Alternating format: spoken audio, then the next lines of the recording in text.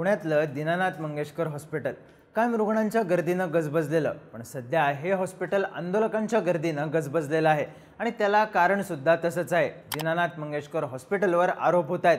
एका गर्भवती महिलेच्या मृत्यूला जबाबदार ठरल्याचे भाजपचे आमदार अमित गोरके यांचे पीए सुशांत भिसे यांच्या पत्नी तनिषा भिसे। तनिषा या गर्भवती होत्या, त्यांना प्रसूती काळ सुरू झाल्या आणि त्यांना दीनानाथ हॉस्पिटलमध्ये नेण्यात आलं, पण हॉस्पिटलने उपचार करण्याआधी 10 लाख रुपये भरा असं सांगितलं। भिसे कुटुंबानं 2.5 लाख भरण्याची तयारी दाखवली, पण हॉस्पिटलने पूर्ण पैसे भरल्याशिवाय ॲडमिट करून घ्यायला नकार दिला। या सगळ्यात तनिषा यांना दुसऱ्या हॉस्पिटलला नेण्यात आलं। तिथे त्यांनी 2 जुळ्या मुलींना जन्म दिला, पण हॉस्पिटल बदलण्याच्या धावपळीत तनिषा यांचा मृत्यू झाला। तनिषा यांच्यासोबत नेमकं काय घडलं, हॉस्पिटल प्रशासनावर नेमके काय आरोप होत आहेत आणि हॉस्पिटल प्रशासनाची बाजू नेमकी काय आहे, सगळी स्टोरी जाणून घेऊयात या व्हिडिओमधून। नमस्कार, मी चिन्मय आणि तुम्ही पाहताय बोलभिडू। सगळ्यात आधी दीनानाथ हॉस्पिटलमध्ये नेमकं काय झालं हे बघू। भाजप आमदार अमित गोरके यांचे पीए सुशांत भिसे यांच्या पत्नीला प्रसूती वेदना होत होत्या, त्यामुळे त्यांनी 28 मार्चला पुण्याच्या दीनानाथ मंगेशकर हॉस्पिटलमध्ये पत्नीला नेलं। मात्र उपचारासाठी दीनानाथ मंगेशकर हॉस्पिटल प्रशासनाने 10 लाख रुपयांचं डिपॉझिट भरायची मागणी केली। मात्र अचानकच इतकी मोठी रक्कम कुठून आणायची असा प्रश्न भिसे कुटुंबियांना पडला। त्यावर सुशांत भिसे यांनी 2.5 लाख भरतो, तुम्ही उपचार सुरू करा अशी विनंती केली। हॉस्पिटल प्रशासनाने मात्र त्यांच्या विनंतीकडे दुर्लक्ष करत 10 लाखांची मागणी कायम ठेवली। तसंच गर्भवती तनिषा यांना उपचारासाठी दाखल करून घेण्यास नकार दिला। या सगळ्यात वेळ जात असल्याने तनिषा यांना त्रास वाढत होता। दरम्यान सुशांत यांनी आपले राजकीय कनेक्शन वापरून उपचारासाठी काही मध्यस्थी होतीये का यासाठी प्रयत्न केले। त्यानुसार काही मंत्री, आमदार, मुख्यमंत्री वैद्यकीय सहायता मदत कक्ष यांनीही हॉस्पिटलमध्ये फोन केले, पण हॉस्पिटलने त्यांचंही ऐकलं नाही असा आरोप केला जातोय। या काळात गर्भवती तनिषा भिसेंच्या वेदना वाढल्यानं त्यांचा त्रासही वाढला होता, त्यामुळे सुशांत यांनी नाईलाजानं वाकडच्या सूर्य हॉस्पिटलमध्ये तनिषा यांना नेण्याचा निर्णय घेतला। मात्र त्यासाठी लागणारी ॲम्ब्युलन्सही तातडीनं उपलब्ध झाली नाही। शेवटी खासगी गाडीनंच त्यांना वाकडच्या रुग्णालयात हलवण्यात आलं। वाकडच्या हॉस्पिटलमध्ये तनिषा यांची सिझेरियनद्वारे प्रसूती झाली। तनिषा यांनी जुळ्या मुलींना जन्म दिला, मात्र त्यांची तब्येत ढासळल्यानं त्यांना पुन्हा दुसऱ्या रुग्णालयामध्ये हलवण्यास सांगण्यात आलं। त्यानुसार जवळच्याच मणिपाल रुग्णालयात तनिषा यांना दाखल करण्यात आलं, पण तोपर्यंत बराच उशीर झाला होता।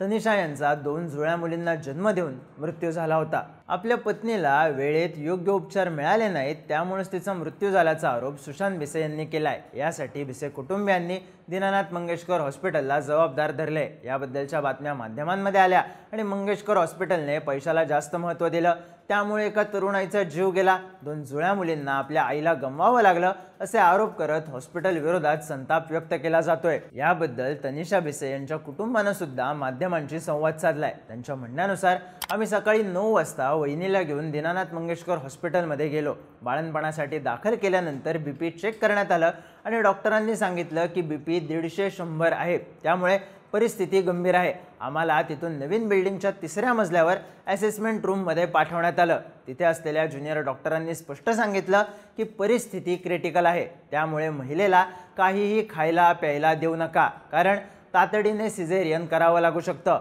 हॉस्पिटलचा ड्रेस बदलण्यास सांगण्यात आलं आणि ऑपरेशनसाठी तयारी सुरू झाली। थोड्या वेळाने डॉक्टर घैसास आले। आम्ही त्यांना भेटलो आणि त्यांनी सांगितलं की बीपी खूप जास्त आहे आणि ब्लिडिंग सुरू झालंय, त्यामुळे सिझेरियन तातडीने करावं लागेल आणि प्रीमॅच्युअर डिलिव्हरी होईल। नवजात बाळांना NICU मध्ये ठेवावं लागेल, ज्याचा खर्च जवळपास 20 लाख रुपये येईल, प्रत्येकी 10 लाख एका बाळासाठी। त्यांनी सांगितलं की जर पैसे नाहीत तर ससून हॉस्पिटलमध्ये जा, तिथेही चांगले उपचार मिळतील। आम्ही डॉक्टरांना विनंती केली की उपचार सुरू करा, आम्ही पैशांची व्यवस्था करतो, पण डॉक्टरांनी उपचार सुरू केले नाहीत। वहिनीला सतत ब्लिडिंग होत होतं, तरीही मदतीला कोणी आलं नाही। उलट त्यांनी सांगितलं की तुमच्याकडे ब्लिडिंग थांबवण्यासाठी औषध असेल तर ते घ्या, तुम्ही पहिले 10 लाख रुपये भरा, मगच उपचार सुरू करू। भिसे कुटुंबियांनी आम्ही 3 लाख रुपये भरतो, उरलेले नंतर देतो असं सांगितलं, तरीही डॉक्टरांनी कोणतीही कृती केली नाही। शेवटी तनिषा यांना दुसऱ्या हॉस्पिटलमध्ये हलवण्याचा निर्णय घ्यावा लागला, पण हॉस्पिटल प्रशासनाने मदतीसाठी नकार दिला। नातेवाईकांनी तनिषा यांना स्ट्रेचरवरून खाली आणलं, नंतर वेळेवर रुग्णवाहिका मिळाली नाही आणि हॉस्पिटल प्रशासनाच्या हलगर्जीपणामुळे तनिषा यांना जीव गमवावा लागला असा आरोप भिसे कुटुंबियांनी केलाय। मुख्यमंत्री कार्यालय आणि सरकारी अधिकाऱ्यांकडून हॉस्पिटलला फोन गेले, तरीही आधी ठरलेली रक्कम गोळा करा, मगच उपचार करू अशीच भूमिका हॉस्पिटलने घेतल्याचा आरोप भिसे कुटुंबियांनी केला आहे। दुसरीकडे हॉस्पिटल प्रशासनानं होत असलेले सगळे आरोप फेटाळून लावलेत। हॉस्पिटल प्रशासनाकडून रवी पालेख यांनी माध्यमांना माहिती दिली। ते म्हणाले, जे काही झालं त्याची संपूर्ण चौकशी करून त्याचा अहवाल शासनाकडे पाठवणार आहे। ही प्रक्रिया फक्त रुग्णालय आणि शासनादरम्यानच असेल, त्यामुळे त्याबाबत सध्या जास्त काही बोलणार नाही। मात्र दीनानाथ मंगेशकर हॉस्पिटलबाबत माध्यमांमधून जे काही सांगण्यात येते ते सर्व एकांगी आहे। त्यातून फक्त रुग्णालयाची बदनामीच होत आहे। या घटनेची चौकशी करणार असल्यानं घटनेबाबत आत्ता बोलणार नाही, अशी प्रतिक्रिया पालेख यांनी दिली आहे। तर दीनानाथ मंगेशकर हॉस्पिटलचे संचालक डॉक्टर धनंजय केळकर यांनी माध्यमांशी बोलताना सांगितलं की रुग्णालयावर होत असलेले सगळे आरोप चुकीचे आहेत। याबाबतचा अहवाल हा सरकारकडे देण्यात आलेला आहे। या सगळ्यात दीनानाथ मंगेशकर हॉस्पिटलच्या स्त्रीरोग व प्रसूतिगृह विभागानं भिसे यांना शस्त्रक्रिया करण्यासाठी दाखल होण्याबाबत दिलेली रिसिट सुद्धा समोर आली आहे। त्यात रुग्णाचं नाव ईश्वरी भिसे असं लिहिलं असून डिपॉझिट म्हणून 10 लाख रुपयांचा आकडा टाकण्यात आलाय। तर डॉक्टरांचं नाव घैसास असं नमूद करण्यात आलंय। डिपॉझिट NICU साठी आहे असे यात स्पष्ट करण्यात आले। बाळाचा जन्म होण्याआधीच NICUचं डिपॉझिट का लागत होतं असा प्रश्न आता उपस्थित करण्यात येतोय। या सगळ्या प्रकरणात दीनानाथ मंगेशकर हॉस्पिटलची 4 सदस्यीय समितीकडून चौकशी होणार आहे। या चौकशी समितीत एका स्त्रीरोग तज्ज्ञाचाही समावेश असणार आहे। राज्याचे आरोग्य मंत्री प्रकाश आंबेडकर यांनी आरोग्य उपसंचालकांना याबद्दलच्या सूचना दिल्यात। गंभीर रुग्णांच्या बाबतीत रुग्णालयांनी घ्यायच्या काळजीबाबत नियमावली तयार करण्यात येणार असल्याचंही आंबेडकर यांनी सांगितलंय। तसंच ते स्वतः दीनानाथ हॉस्पिटलची पाहणी सुद्धा करणार आहेत। तर विधान परिषदेचे आमदार अमित गोरखे यांनी पुण्याचे सहपोलीस आयुक्त रंजन कुमार शर्मा यांची भेट घेऊन भिसे यांच्या मृत्यू प्रकरणी गुन्हा दाखल करण्याची मागणी केली होती। त्यामुळे पुणे पोलिसांकडून सुद्धा दीनानाथ हॉस्पिटलची चौकशी होणार आहे। हॉस्पिटलमधले CCTV तपासले जाणार आहेत।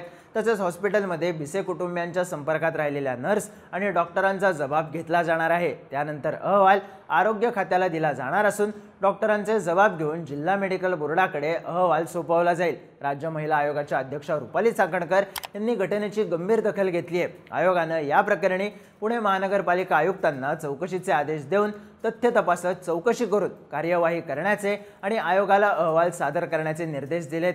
पुणे महापालिका आरोग्य प्रमुख नीना बोराडे यांनी घटनेची दखल घेऊन हॉस्पिटलकडे संपूर्ण माहिती मागवली आहे। याबाबत प्राथमिक चौकशी दीनानाथ हॉस्पिटलने केली आहे। दीनानाथ मंगेशकर हॉस्पिटलकडून हे स्पष्ट करण्यात आले की या घटनेचा संपूर्ण अहवाल हा आम्ही सरकारकडे पाठवला आहे। त्यामुळे आता चौकशीत नेमकं काय समोर येतं ते पाहणं महत्त्वाचं ठरणार आहे। दुसऱ्या बाजूला आक्रमक झालेल्या शिवसैनिकांनी आणि पतितपावन संघटनेनं दीनानाथ हॉस्पिटलमध्ये आंदोलन केलं। हॉस्पिटलच्या नावाला काळं फासण्यात आलं।